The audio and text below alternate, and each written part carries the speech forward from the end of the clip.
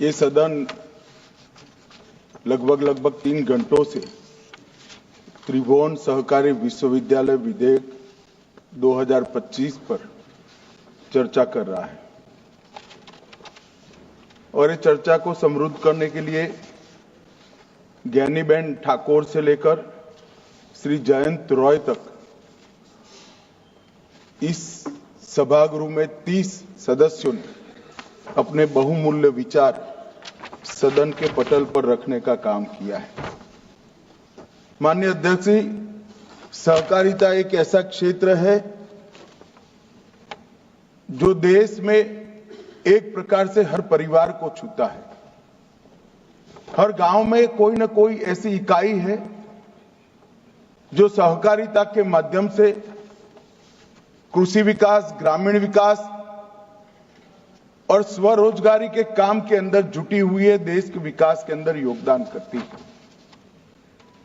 और ये जो विधेयक है, ये आपके माध्यम से पारित होने के बाद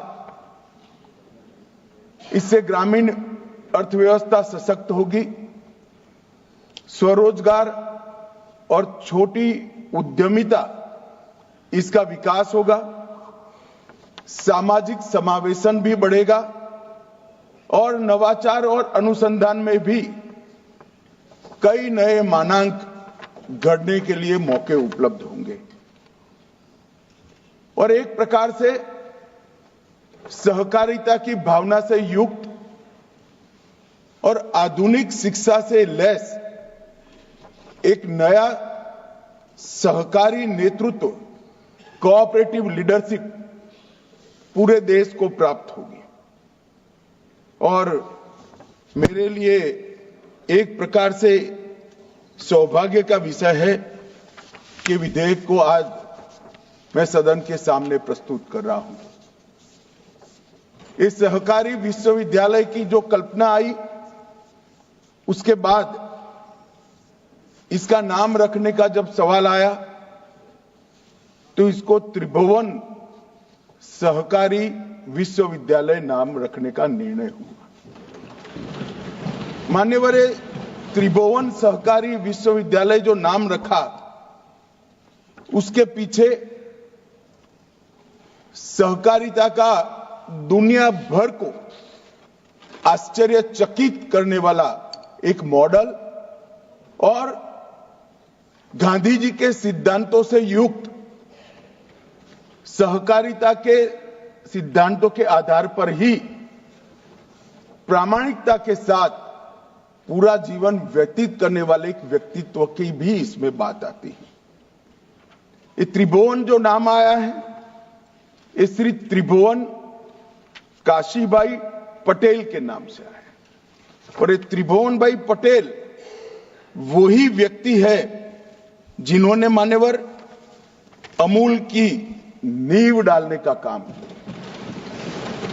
आजादी के पहले गुजरात के आनंद खेड़ा जिले के अंदर किसानों का दूध वहां से मुंबई की पॉल्सन डेयरी में जाता था। एक दिन कुछ किसानों ने दूध के भाव में बढ़ोतरी का मांग किया, पॉल्सन डेयरी ने दूध लेना बंद कर दिया।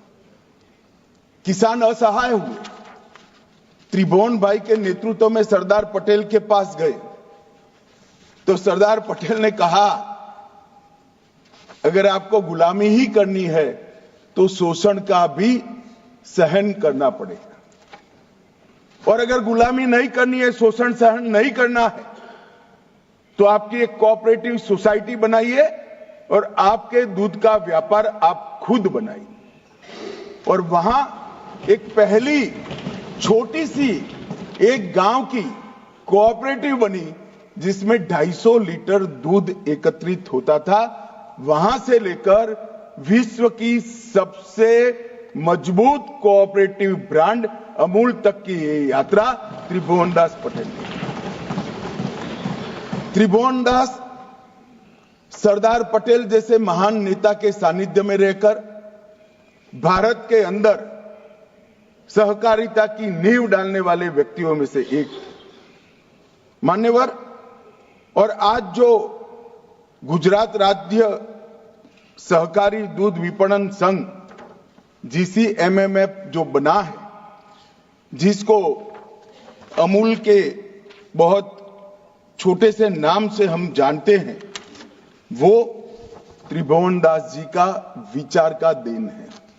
और मान्यवर, 1-250 लीटर से शुरू की हुई अमूल की यात्रा जो 1946 के अंदर गुजरात के कस्बे के अंदर शुरू हुई, वो आज भारत का सबसे बड़ा डेयरी ब्रांड बनकर विश्व के सामने उपस्थित है।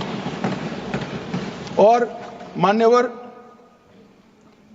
अमूल का मॉडल जो है वो आज इतना विकसित हुआ कि मैं जब स्थापना हुई तब की तो बात नहीं करता, मगर 2003 में अमूल का टर्नओवर 2882 करोड़ था।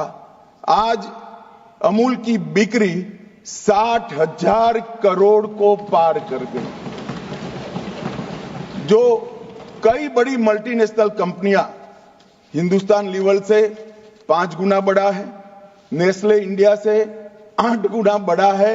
और आज मैं सदन को बताना चाहता हूं कि इतने बड़े आंदोलन में किसी की भी शेयर पूंजी हिस्सा 100 रुपये से बड़ा नहीं है। छोटी छोटी गरीब किसान महिलाओं ने 100 रुपया इकट्ठा कर इसको बनाया है। और आज जब हम सब चीज को आश्चर्यचकित होकर पूरी दुनिया देख रही है, और अमूल का ग्रुप टर्नओवर दूध के अलावे कारोबार का मिलाकर 90,000 करोड़ तक पार कर गया है। गुजरात की 36 लाख महिलाओं को स्वरोजगारी देने का काम हुआ है।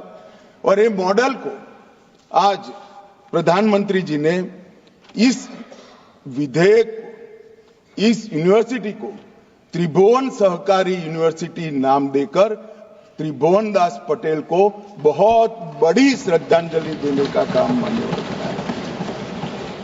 मैं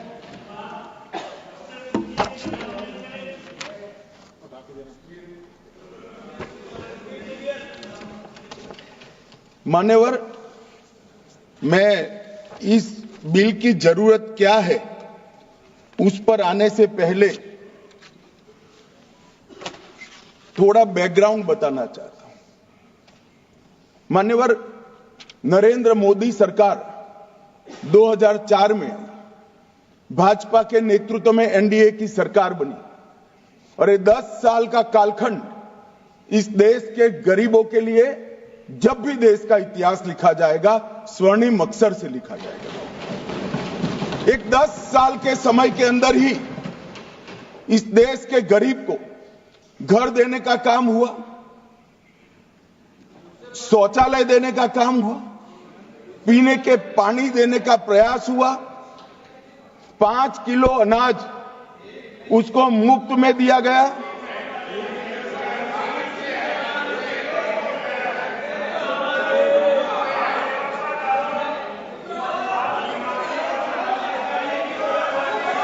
मान्यवर, इनको सुनना है तो मैं जवाब देने के लिए तैयार हूं, तो दीजिए।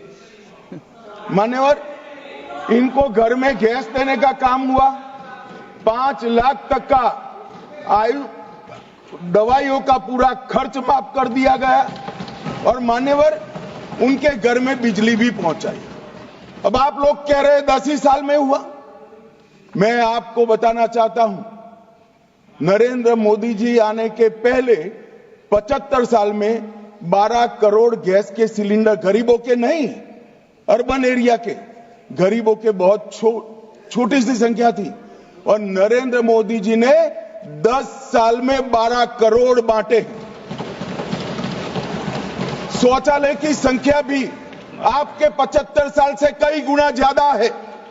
घर बनाने की संख्या भी आपके 75 साल से कई गुना ज्यादा है। और मान्यवर, उसकी दवाई का कोई व्यवस्था नहीं था। आज देश के हर गरीब को, दिल्ली में भी कमल खिल गया, दिल्ली बाकी था, वहां पर भी आयुष्मान भारत आ गया। मान्यवर, आज देश के हर गरीब को 5 लाख तक का खर्चे का चिंता नहीं करना। सिर्फ बंगाल बचा है दादा, ये चुनाव के बाद वहां पर भी कमल खिलेगा और वहां पर भी आयुष्मान भारत आ जाएगा। मान्यवर, मैं नहीं बोल रहा था ये बुलवाए, मैं तो सीधा विषय पर जा रहा। मान्यवर, 10 वर्ष में 25 करोड़ लोग गरीबी रेखा के बाहर आए। एक प्रकार से इसको घर मिल गया, घर में बिजली मिल गई, घर में पानी मिल गया, घर में शौचालय मिल गया, घर के ऊपर सोलर पैनल लगने लगा, इसको 5 लाख तक का बीमा मिल गया, 5 किलो अनाज मुफ्त मिल गया। अब गरीब को ये सब मिल तो गया, मगर इसके सामने एक बहुत बड़ी समस्या आ गई। समस्या ये आई मान्यवर कि पहले इसका पूरा जीवन पीढ़ियों तक 365 दिन जिन चीजों के लिए जाता था, वो सारी चीजें मोदी जी ने 10 साल में समाप्त कर दी। अब वो क्या करे, उसके लिए तो कोई काम ही नहीं बचा। अब वो गरीब को